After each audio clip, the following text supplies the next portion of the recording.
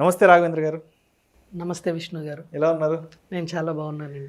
అయితే ప్రీవియస్ సెషన్లో మనం చేసిన ప్రీవియస్ వీడియోస్లో కొత్తగా స్టాక్ మార్కెట్లోకి వచ్చేవాళ్ళు ఎటువంటి మైండ్ సెట్తో రావాలి, అదేవిధంగా ఫండమెంటల్ అనాలిసిస్ అంటే ఏంటి, టెక్నికల్ అనాలిసిస్ అంటే ఏంటి, and stock market point of వ్యూలో స్టాక్ని పిక్ చేసుకోవడంలో మీ అప్రోచ్ ఎలా ఉంటుంది అనే టాపిక్స్ గురించి మనం ప్రీవియస్ సెషన్లో చేసాం కదా.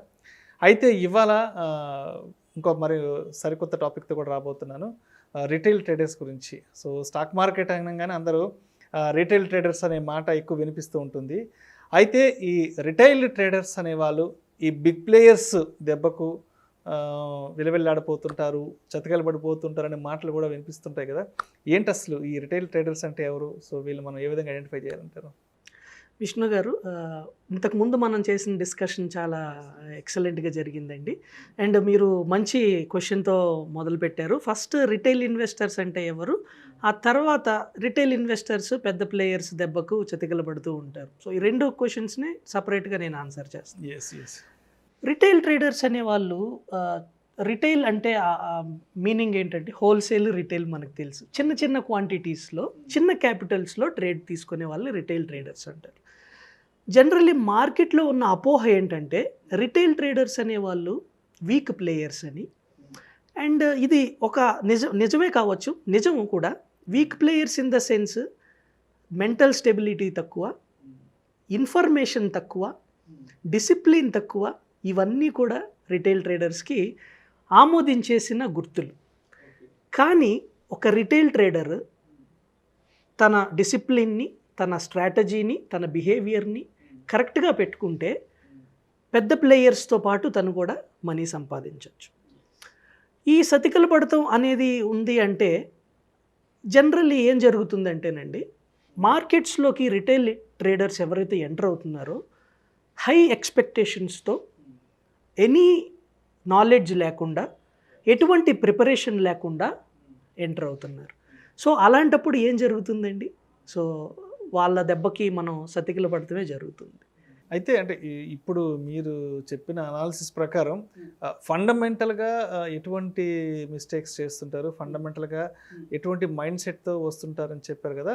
అయితే టెక్నికల్గా వాళ్ళు రిటైల్ ఇన్వెస్టర్స్, రిటైల్ ట్రేడర్స్ అనే వాళ్ళు టెక్నికల్గా ఎటువంటి కామన్ మిస్టేక్స్ చేస్తుంటారు?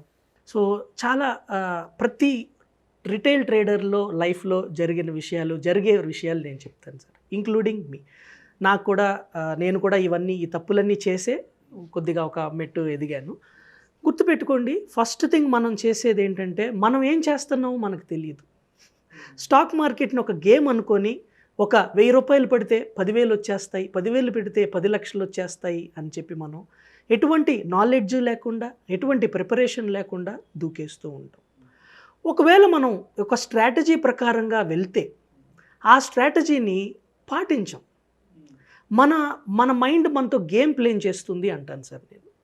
ఎందుకు అంటే మనం ఒక స్ట్రాటజీ ప్రకారంగా ఎంట్రీ తీసుకున్న తర్వాత ఆ స్ట్రాటజీ ప్రకారంగా మనం ఎగ్జిట్ తీసుకోవట్లేదు. ఎందుకంటే మన మైండ్ చెప్తుంది నువ్వు కరెక్టు, మార్కెట్ రివర్స్ అవుతుంది, మార్కెట్ నీ దగ్గరికి వస్తుంది. ఇలాంటి మైండ్ గేమ్స్ మన మైండ్ అనేది ప్లే చేస్తుందండి.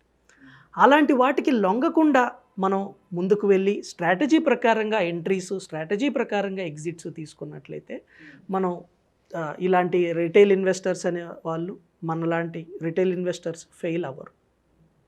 అయితే ఎక్కువ మంది చెప్తుంటారు రిటైల్ ఇన్వెస్టర్స్ లేదంటే రిటైల్ ట్రేడర్స్ ఎక్కువగా కూడా ఇంట్రాడేలో దొరికిపోతుంటారు, ఇంట్రాడేలో బాగా నష్టపోతుంటారు కదా. అయితే మరి ఇంట్రాడేలో కొంత సేఫ్ జోన్లో ఉండాలి అంటే మరి వాళ్ళు ఎటువంటి ప్రికాషన్స్తో ముందుకు వస్తే బాగుంటుందంటారు? డెఫినెట్లీ విష్ణు గారు, again one more excellent question మీ దగ్గర నుంచి. ఇది చాలామందికి ఉపయోగపడుతుంది. చూడండి, ఇంట్రాడే అనేది ఒక రేసింగ్ కార్ లాంటిదండి. ఓకే, రేసింగ్ కారు అనేది నేను ఎందుకు అంటానంటే, రేసింగ్ కారు చాలా ఫాస్ట్గా వెళ్తుంది, కానీ మనం దాన్ని కంట్రోల్ చేయలేకపోతే మనం క్రాష్ కూడా అవుతాం. దీన్ని అధిగమించడానికి మనం ఏం చేయాలి అంటే, మీ ఎనాలిసిస్లో ఆబ్జెక్టివిటీ పెంచుకోండి. దాని గురించి నేను చెప్తాను. ఆబ్జెక్టివిటీ అంటే ఏంటో చెప్తాను. సింప్లిసిటీ పెట్టుకోండి. Hundreds of indicators, hundreds of strategies వద్దు. ఈ ఆబ్జెక్టివిటీని, సింపుల్ స్ట్రాటజీని మీరు యూస్ చేసినట్లయితే మీ ఎగ్జిక్యూషన్ ఏదైతే ఉంటుందో అది చాలా సులభవంతం అయిపోతుంది.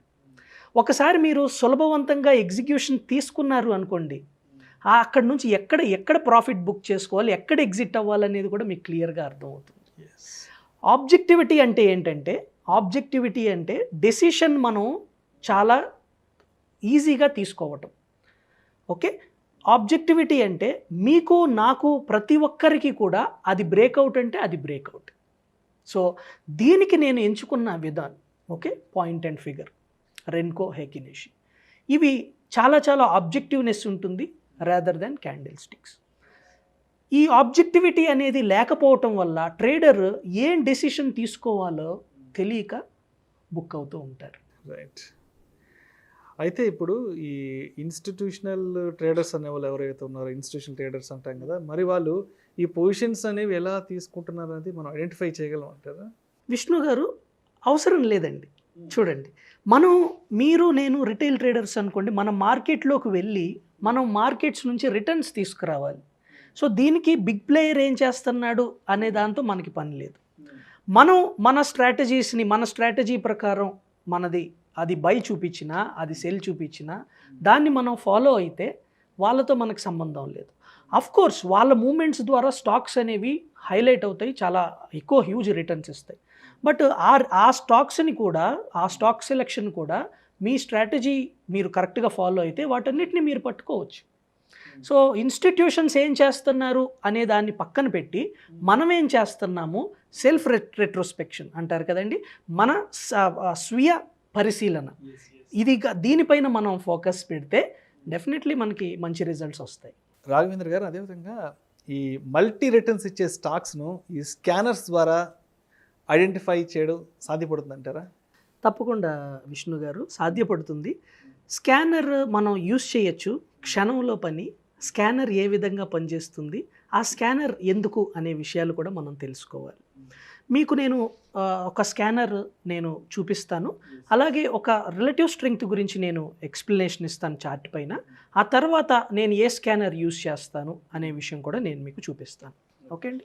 సో స్క్రీన్ పైనకి వెళ్ళిపోదామండి.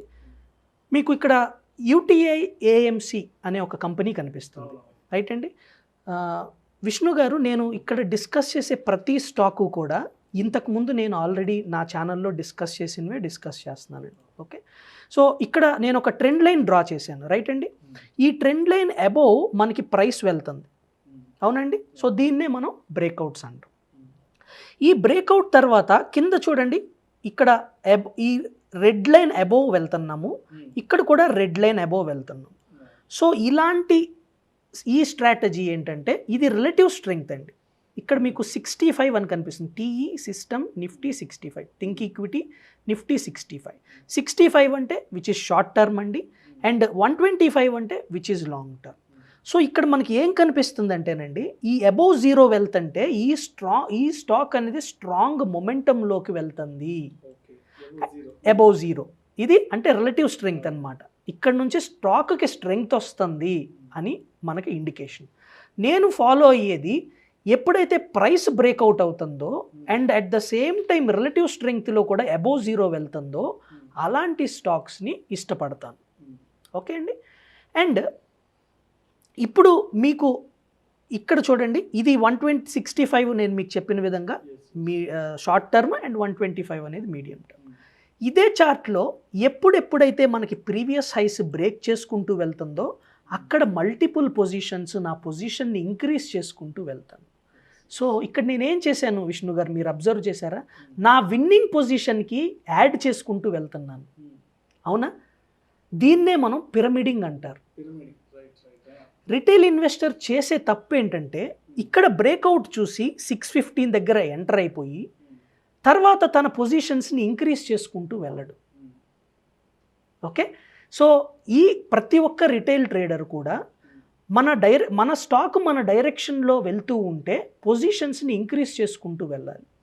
తన ఆలోచన ఎలా ఉంటుందంటే, ఆల్రెడీ నేను 615 దగ్గర ఎంటర్ అయ్యాను, ఇవాళ స్టాక్ 800 దగ్గర ఉంది, నేను ఎందుకు ఎంటర్ అవ్వాలి అనుకుంటాడు.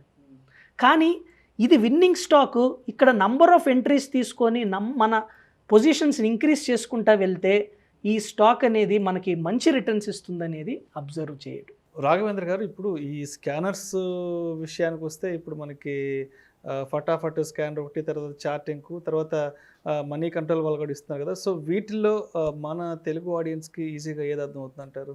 ఇక్కడ నేను మీకు స్క్రీన్ పైన ఒక స్కానర్ చూపిస్తున్నానండి. ఇది మనకి మీరు స్క్రీనర్లో యూస్ చేసుకోవచ్చు. ఇది మన సుమన్ టీవీ మనీ వాళ్ళకి కూడా మీరు సెండ్ చేయండి. ఇది యాక్చువల్లీ స్టూడెంట్ ప్రిపేర్ చేసిందండి. అతని పేరు మీరు శ్రీధర్ 65 TE అంటే మన థింక్ ఈక్విటీ. సో దీన్ని ఏ విధంగా యూస్ చేయొచ్చు అంటే, ఇప్పుడు నేను ఏదైతే మీకు చార్ట్ చూపించానో ఏ స్టాక్స్ మనకి 65 అబోవ్ వెళ్తున్నాయి అనేది క్లియర్గా మనకి తెలిసిపోతుంది. ఇక్కడ యూటీఐ ఏఎంసీలో నేను 65 అబోవ్ అంటే ఇక్కడ 0 లైన్ అబోవ్ వెళ్తుంది కదండి. సో ఇలాంటి స్టాక్స్ని ఈ స్కానర్ యూస్ చేసి ఈజీగా ఫైండ్ అవుట్ చేయొచ్చు.